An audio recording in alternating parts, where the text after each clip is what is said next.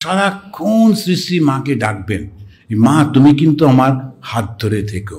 মা নিজে বলেছেন যে একবার মা বলে ডাকবে তাকে আমি ছাড়তে পারবো না। সুতরাং এই একটা অসাধারণ সুযোগ এসেছে।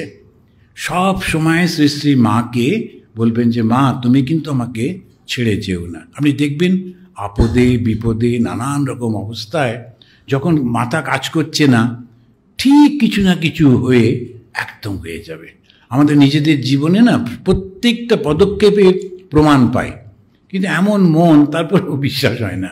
তো সেই জন্যে সব সময় মাকে ডাকবেন, আর একদম পেছন দিকে যাবেন না। ওই লোকটা না করছে না, এরা না খারাপ, একদম ওর মধ্যে যাবেন। আর একটা ভয়ঙ্কর সমস্যা এসছে আমাদের এই বর্তমানে, ভীষণ মিথ্যা কথা বলে হিংস্রতা ছড়িয়ে দেওয়া হচ্ছে।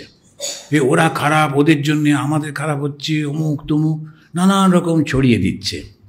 আর যখনই মেসেজগুলো আসছে আমি লক্ষ্য করে দেখেছি, এমনকি আমাদের সাধুরা পর্যন্ত উত্তেজিত হয়ে সেটা ফরওয়ার্ড করে দিচ্ছেন। খবরদার করবেন না, ওই মিথ্যার মধ্যে একেবারে যাবেন না। আপনি জানেনই না ঘটনাটা কি, তো বলেছে তো আমি কি করব, আমার এর মধ্যে নেই, ওগুলো সঙ্গে সঙ্গে ডিলিট করে দেওয়া ভালো।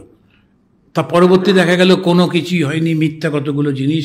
যে লোকটা আপনার কাছে পাঠাচ্ছে সেও জানতো না, আপনি যার কাছে পাঠাচ্ছেন আপনিও জানতেন না, কিন্তু প্রচুর ক্ষতি হয়ে গেল এবং প্রত্যেকেই আপনারা পাপের ভাগী হয়ে গেলেন।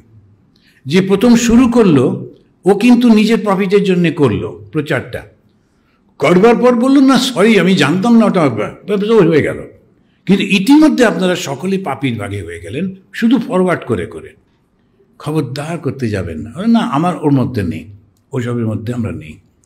আর সারাক্ষণ ভগবানকে ডেকে ডাকুন। আর কাছে পাশে লোক ভুল ভাল করলেও খুব একটু উত্তেজিত হবেন না, ঠিক আছে ওগুলো হতেই থাকে, আচ্ছা আমি আমার মতো চলি। অন্যরা সমস্ত জুতোটাকে কিভাবে রেখেছে, আপনি নিজের জুতোটা ঠিকভাবে রাখবেন, তাহলেই হবে।